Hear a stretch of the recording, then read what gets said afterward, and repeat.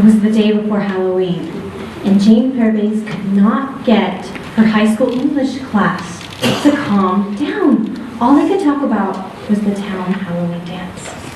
Are you going? What are you going to dress up as? Hey, can I get a ride with you? Class, please. We are not talking about this dancing room, please. Let's get to work. Nobody talk about, oh, Miss Fairbanks, are you going to the dance?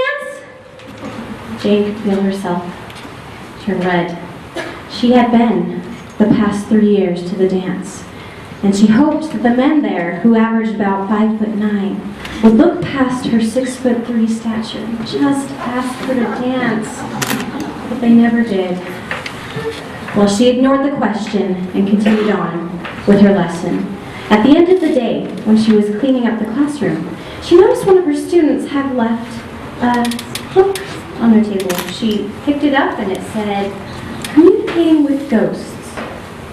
She opened it to the bookmark page and she read, "Throughout time, people have been seeking supernatural aid by wishing upon a grave. Find a grave site of a ghost you would like help from. At dusk, verbalize your wish. When it's dusk, the doorway between our world and the spirit world is the thinnest. Therefore, the spirits will be able to hear you the best and may be able to help you. Be careful of what gravesite you choose." She closed the book and shook her head. The things that kids believed these days. I mean, after all, everyone knows you wish upon things like falling stars and you throw a penny in the pond. Even your pollen eyelashes are okay to wish, but to wish upon a grave. Well, when she was heading home, it was already starting to be sundown. Now, across the street from the school, just down the road, was the graveyard. She had passed it almost every day and never gave it a thought. Until tonight.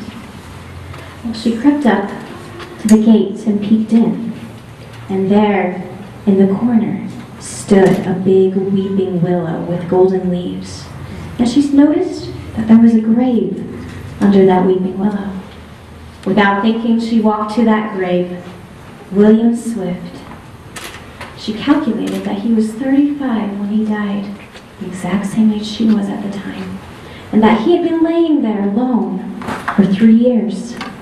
That's as long as she had lived in that town alone. Surely, this man knew what loneliness was. As dusk began to settle in, she couldn't help herself. "I wish to no longer be lonely." The wind started to blow a little bit. She started to feel a chill up her spine. She felt as if something or someone was near her. She rose. She heard the grass rustle behind her. "Hey!" She turned around and saw Mr. Ward, the keeper of the graveyard. "I've told you so many times that this graveyard closes at sundown." Oh, I'm sorry. I thought you were a kid, but what are you doing here at this time?" "Oh, I'm so sorry.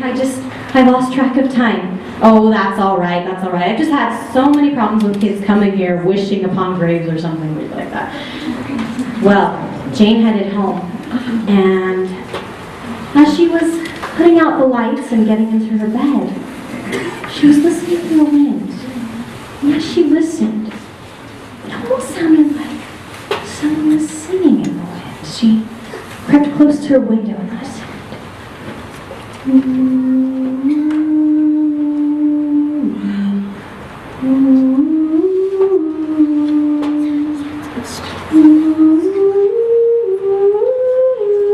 Crash! Lightning struck just outside her house, and she could have swore she saw a man in the lightning. Now, in her town, lightning deaths were not uncommon because the ground was mostly level and there wasn't a lot of trees and vegetation. So she ran down her stairs and outside to see if anyone had gotten hurt, but there was no one there.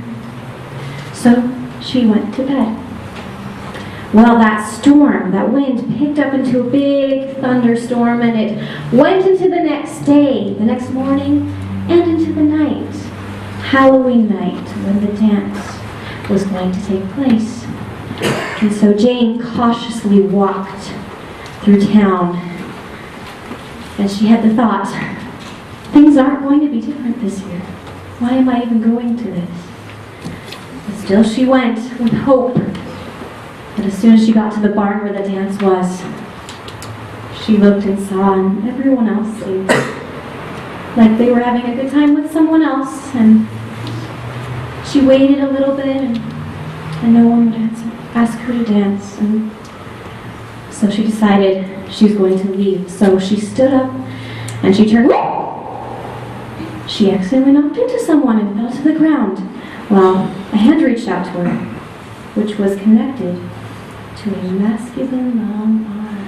And she looked up, and there was a masculine tall line. He pulled her up, and without a word, he took her in dance position, and they waltzed around the barn. She stared into those brown eyes of his. He stared back in hers, and she felt light and euphoric. Well, the dance ended, and she was still with him, and he escorted her outside. They walked and talked about their favorite works of literature and where they'd like to go in the world. When they got to her house, he said, "Would you do me the honor of meeting me at Angel's Point tomorrow? I'd love to walk that trail with you." "Yes, farewell." And with that, the handsome stranger kissed her hand and disappeared down the road. It was then that Jane realized she had not told the stranger her name, and she hadn't asked for his name. Feeling very much like Cinderella, she hummed and danced around her house while she did some late-night cleaning. Hello? Oh, hello, Miss Fairbanks. It's Sarah Cutler, your neighbor. Are you doing all right tonight? Oh, yes, I'm fine. How are you? Oh, I'm okay, but are you sure you're all right? Well, yes, more than all right. Why? Well, I don't want to be nosy, but I did notice at the dance that you were dancing alone most of the night, and you didn't seem to be all there. Alone? Yes. Did you hit your head or something earlier? No, I'm fine. Thank you for checking on me. Have a good night. Well, all right, but if you have any problems or anything, feel free to give me a call. Alone? Jane was perplexed. She was anything but alone for the first time. Sarah was getting older, but who could have possibly missed that man? Well, the next morning, Jane hurried on to get to that trailhead, and as she was walking along, she heard the voice of Sarah in her head saying, "You were dancing alone, you were dancing alone, alone, alone." She had to ignore it. She just had to know if he was real or not. Sure enough, as she got to the trailhead point, there he was, waiting for her with a grin on his face. She approached him and said, "This is so ridiculous. I just realized I never asked your name, and I never told you mine." Well, he took her arm in his and started leading her up the trail. And he said, "I already know who you are, Jane Fairbanks. And I think you know who I am, William Swift." Jane pulled herself away from him. "So you're a ghost?" He smiled. "In a sense, your wish has given me some tangibility, at least to you. But you're not real." He gently took her hands in his and sang, "Lonely lady, beautiful and sweet, come with me, I will be the man that you see." And those brown eyes, that tall body, his hands, they were cold He was cold. Everything was cold. Jane looked around and saw that a storm was quickly approaching. It looked like a bad one. She was many miles away from home. I'm sorry. I have to go. Go? You want to leave? No, it's just the storm. He held out his arms to her. Please, just walk with me for a little longer. How could she say no? She started to approach him. How could she say yes? The storm clouds looked violent. I'm sorry. She ran down the trail and didn't look back. And as she was running, rain started to pour. Lightning lit up the landscape and thunder sounded. When she was brave enough, she looked over her shoulder. But he wasn't there. Had she dreamed him up? She actually started to go crazy. Crash! Right in front of her, lightning struck. And there he was, arms outstretched. We don't have to be lonely. Come with me. You're not real.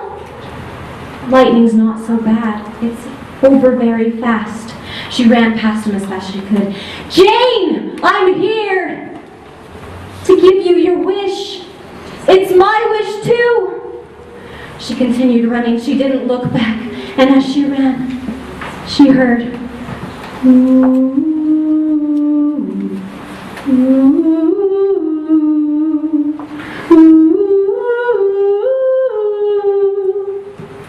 Tears streamed down her face. Why was she running? From the man she loved. She stopped. She felt arms gently wrap around her. Jane, I love you. Crash! The end.